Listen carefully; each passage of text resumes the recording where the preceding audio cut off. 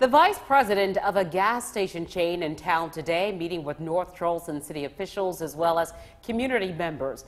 This comes after an employee at the Murphy Express in North Charleston called 911 on a group of community activists after a protest march. News 2's Deanne Roberts brought this story to you first and tells us what happened during that meeting.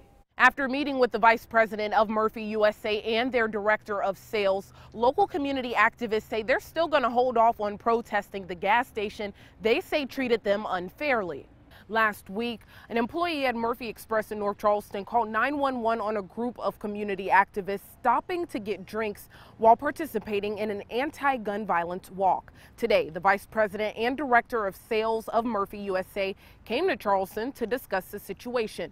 According to Jonathan Thrower, the activist who recorded the video, he says the meeting went well. He says Murphy reps were able to get a better understanding of what happened after speaking to him and other activists. In fact, he says Murphy USA says they do not stand for what the employee did and wants to help them on future Stop the Violence missions.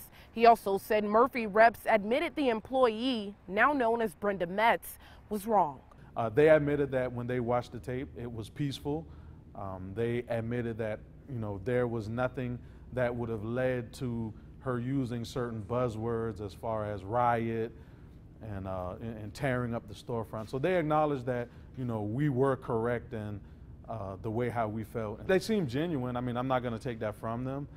The appearance was genuine. The conversation was delightful. I'm not going to say that it didn't seem as if they didn't care.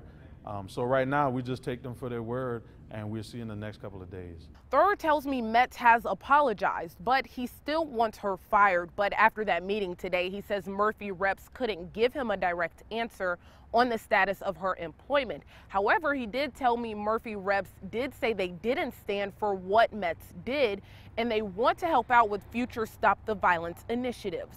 Thurr says he will be in constant communication with Murphy USA moving forward. In North Charleston tonight, Deanne Roberts, Count on 2.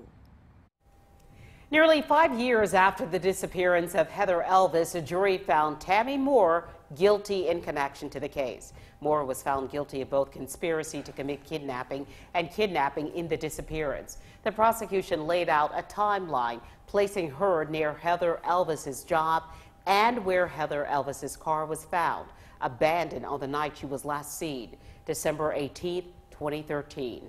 Moore was sentenced to a total of 60 years in prison. Her husband, Sidney, is serving a 10-year sentence for obstruction of justice.